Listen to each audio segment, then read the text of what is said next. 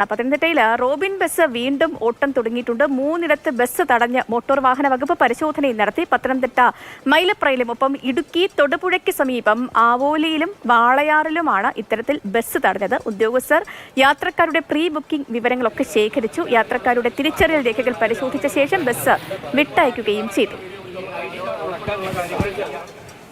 Gokul VS ഉണ്ട്. Gokul, Robin bus ഇപ്പൊ വീണ്ടും ഓടിത്തുടങ്ങി, പക്ഷേ വിട്ടാൻ ഭാവമില്ല എന്നുള്ളൊരു രീതിയിൽ പരിശോധനയും ഒക്കെ തുടരുകയാണ് അല്ലേ? തീർച്ചയായും 1 മാസത്തിന് ശേഷമാണ് റോബിൻ ബസ് വീണ്ടും നിരത്തിലിറങ്ങുന്നത്. അത് വീണ്ടും പത്തനംതിട്ട ഫസ്റ്റ് ക്ലാസ് മജിസ്ട്രേറ്റ് കോടതിയിൽ ഏകദേശം 82,000 രൂപ പിഴയടച്ചതിന് ശേഷമാണ് വീണ്ടും ബസ്സിന് സർവീസ് നടത്താനുള്ള അനുമതി കിട്ടുന്നതും സർവീസ് നടത്തുന്നതും.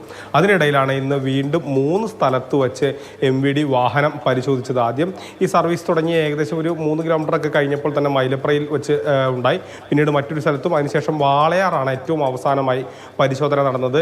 MVD പറയുന്നത് ഇത് സാധാരണയുള്ള ഒരു പരിശോധനയാണെന്നാണ്. പക്ഷെ അതേസമയം തന്നെ മറ്റ് വാഹനങ്ങളൊന്നും പരിശോധിക്കുന്നില്ല. ഈ വഴി പോയ മറ്റു വാഹനങ്ങൾ, ഈ 3 മറ്റു വാഹനങ്ങളിലൊന്നും MVD പരിശോധിച്ചിരുന്നില്ല. അതുകൊണ്ട് തന്നെ ഇതൊരു പ്രതികാര നടപടിയാണെന്നാണ് ബസ് ഉടമയും ആരോപിക്കുന്നത്. ഏതായാലും MVD ഈ റോബിൻ ബസ് പോരാട്ടം അല്ലെങ്കിൽ അതിൻ്റെ ഒരു ഫൈറ്റൊക്കെ ഇപ്പോഴും മുന്നോട്ട് പോവുകയാണ്.